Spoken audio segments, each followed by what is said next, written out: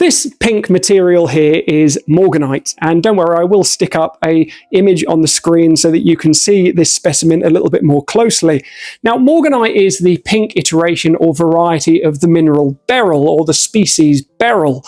Now, it exercises this lovely pink colour because, in contrast to many of its other varieties or counterparts, it has manganese, which allows it, or your eye, to perceive it as being pink.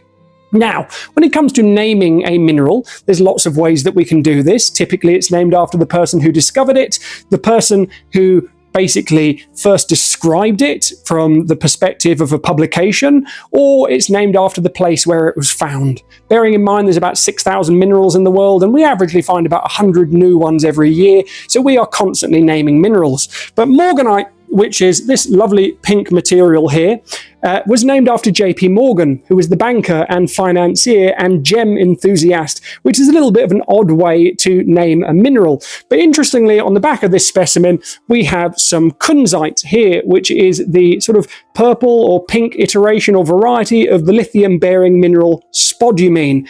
Now, kunzite was named after Friedrich Kunz, the mineral scientist who is responsible for naming lots of different minerals, actually. This was named after him. Now, a friend of J.P. Morgan essentially approached Friedrich Kunz and said, why don't you name it after the financier J.P. Morgan? And Morganite ended up being named after the financier, and that name was given to him by the person who named this mineral, which is kunzite. So, we don't actually know who discovered Morganite, but it was named after the gem enthusiast and financier and banker J.P. Morgan, and it got that name because of the guy that kunzite is named after.